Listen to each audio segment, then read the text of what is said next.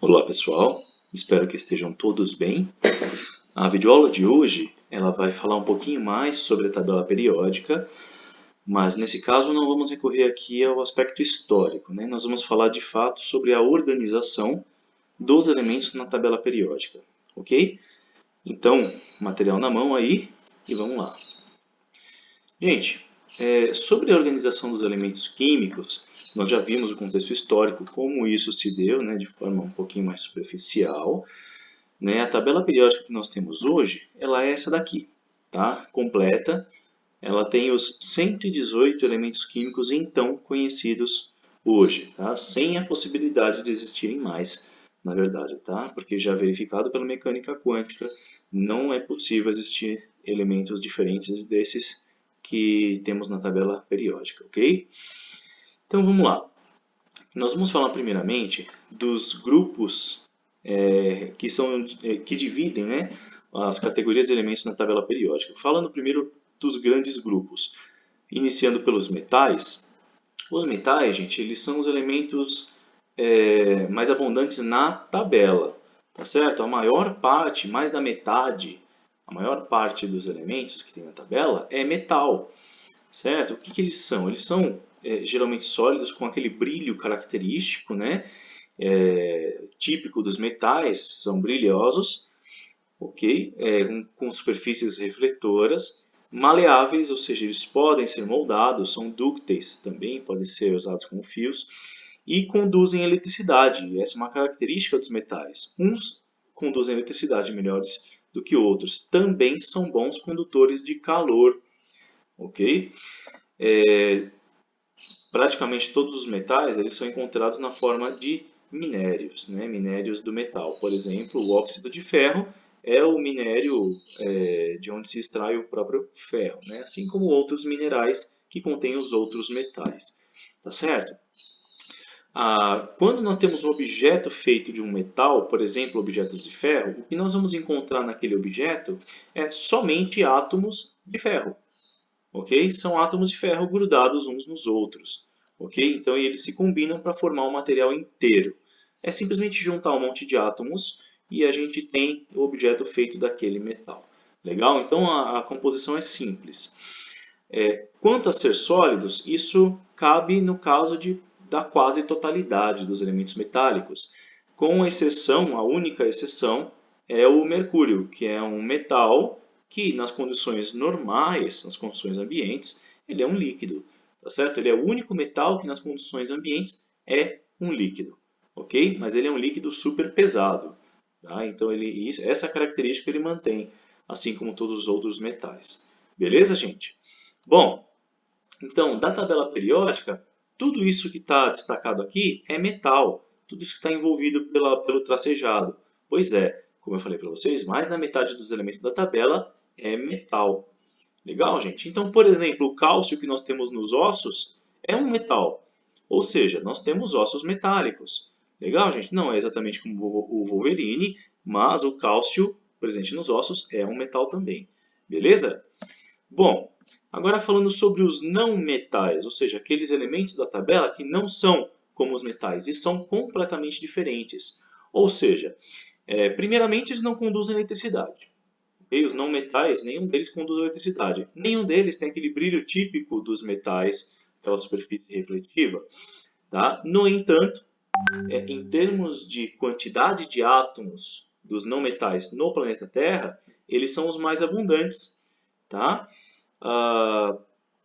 Por exemplo, na atmosfera, o que nós mais temos são os elementos não metálicos, né? Na quase totalidade, ok? O que mais tem na atmosfera são elementos não metálicos. Na Terra também temos muitos não metais e em vários outros materiais que nos cercam, tá certo? Como, por exemplo, nitrogênio, oxigênio, cloro, todos eles são não metais.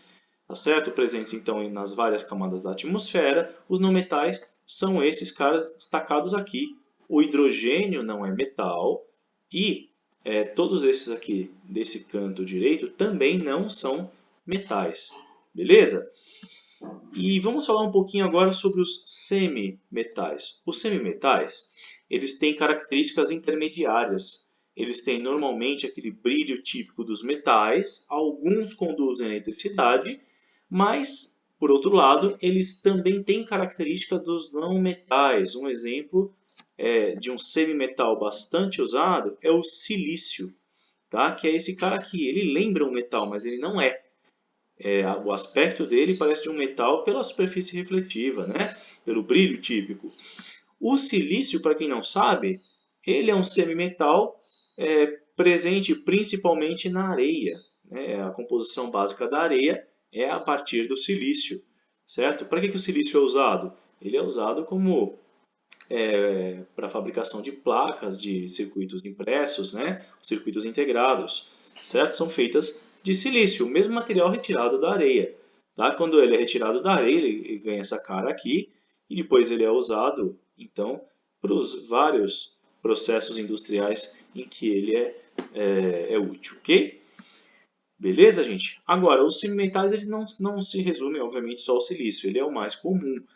Mas os semimetais são todos esses caras aqui. O boro, além do silício, tem o germânio, arsênio, antimônio, telúrio e polônio. Legal? São poucos na tabela periódica e a abundância deles no planeta é intermediária. Beleza? Sendo que silício a gente encontra em todo canto.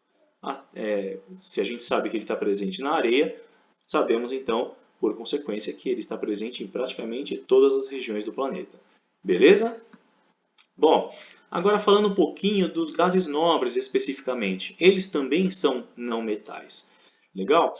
Para começar a falar deles, é interessante ressaltar que um deles foi descoberto quando se analisava por algumas técnicas relacionadas a telescópios, quando se analisava a composição do Sol. Pois existem gases nobres no Sol. Basicamente, o gás hélio, que é um gás nobre, tá? Um dos gases nobres. Todos os gases nobres são conhecidos por serem inertes. O que é isso? Significa que são pouco reativos, eles não sofrem reação química com outra substância. Tá bom? Onde eles são usados? No interior do bulbo de uma lâmpada, né? Dentro do vidro de uma lâmpada, nós temos aqui o metal do filamento, é o tungstênio, mas ele está envolvido por um gás aqui dentro da lâmpada e é um gás nobre, geralmente o argônio.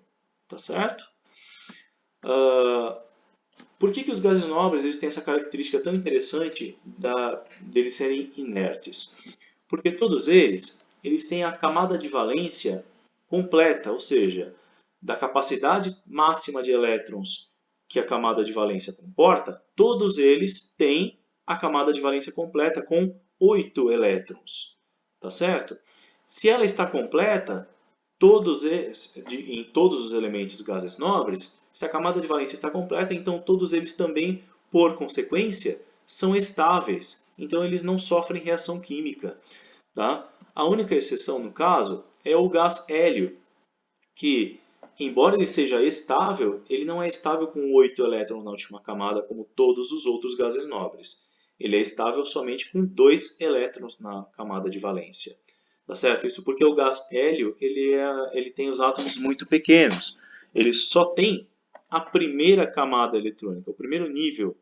E, portanto, como no primeiro nível só cabe 2 elétrons, tendo ele 2 elétrons no primeiro nível, ele já está com o primeiro nível completo. Tendo somente o primeiro nível, esse também já é o nível de valência, a camada de valência dele. Ou seja, ele é a exceção. Tá? Todos os outros gases nobres têm 8 elétrons na camada de valência. Portanto, a camada está completa e todos eles, incluindo o hélio, são estáveis. Beleza? Tá? Esses são os gases nobres. Bom, os gases nobres eles são a última coluna da tabela periódica, sendo o primeiro o hélio, neônio, argônio, criptônio, xenônio, radônio e o oganessônio, que foi o último elemento então descoberto, tá? Mas ele não é natural. Ele é um gás nobre, mas não é natural. Beleza? Bom, agora vamos falar um pouquinho sobre alguns aspectos dos elementos da tabela. Já ouviram falar que a tabela periódica ela não é completa?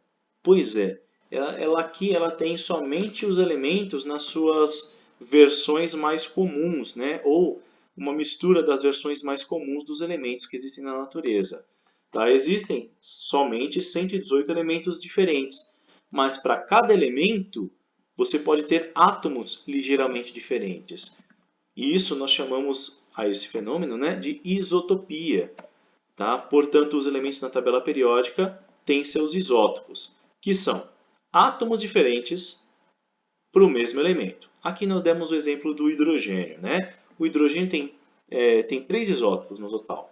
O hidrogênio mais comum, chamado de hidrogênio também, é o hidrogênio 1, de massa 1. O hidrogênio 2, que tem massa 2, número de massa 2, ele tem 2 partículas somente no núcleo do átomo, enquanto o hidrogênio mais comum só tem uma, só tem um próton. Tá? O hidrogênio 2, ele tem além daquele próton, ele só tem um nêutron a mais, por isso ele é mais pesado. Tá?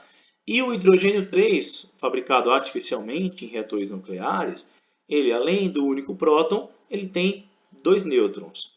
Mas reparem que todos os 3 são hidrogênios porque todos eles têm número atômico 1. Olha só, é o numerinho de baixo.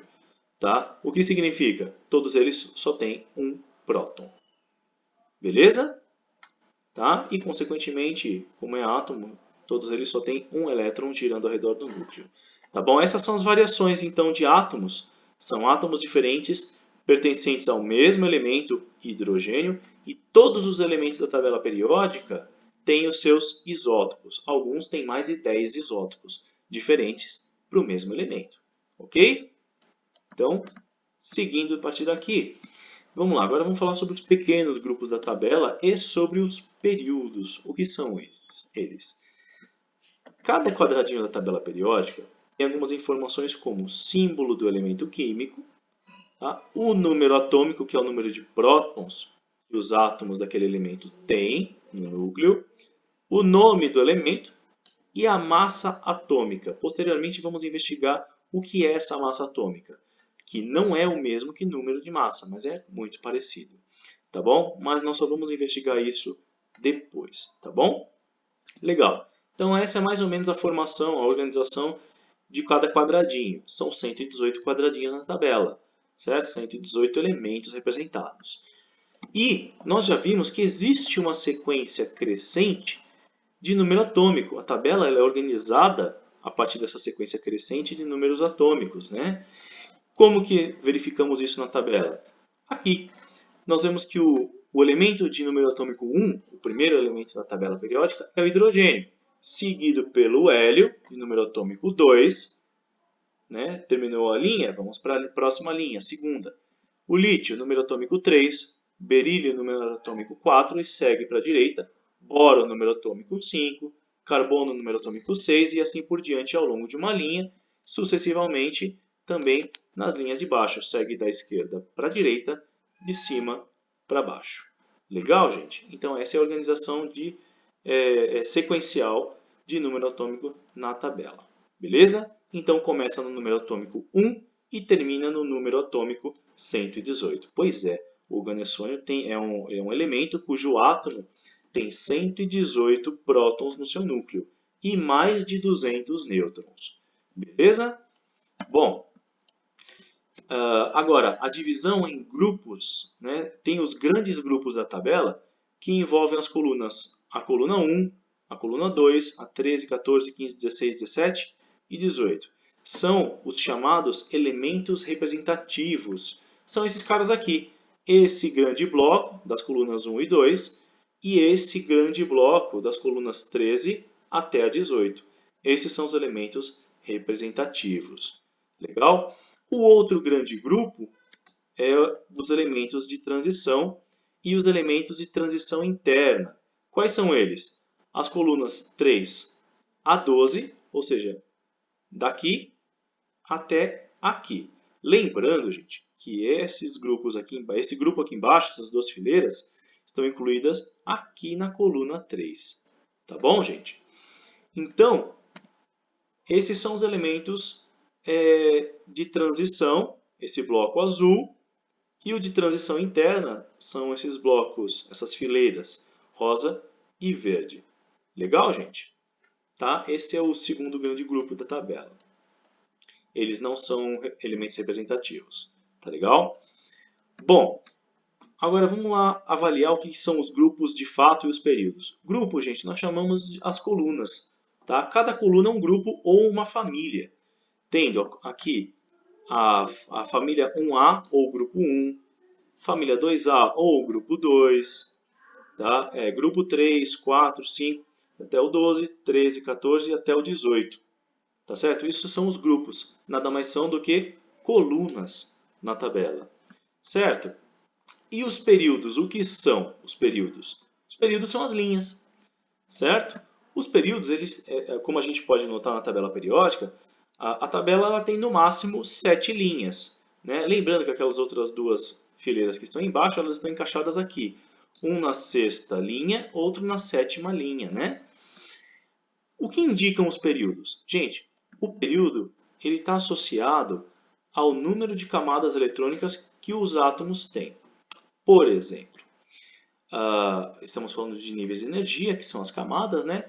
Por exemplo, os elementos que estão no primeiro período, que são o hidrogênio e do outro lado, lá na ponta da tabela, o hélio, os dois que estão no primeiro período, na primeira linha, tanto o hidrogênio quanto o hélio, têm átomos que só têm um nível de energia, ou seja, uma camada de elétrons. Tá? Beleza? Tanto o hidrogênio quanto o hélio só têm uma camada nos seus átomos.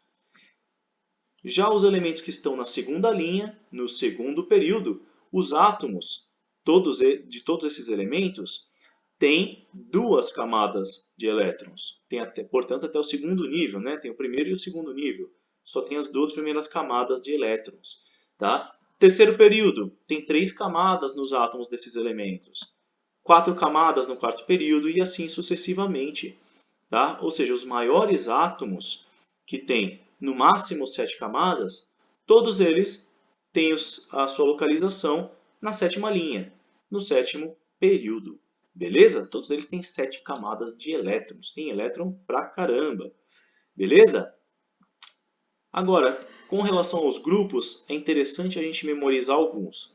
Como, por exemplo, com relação ao número do grupo, né, e ao nome.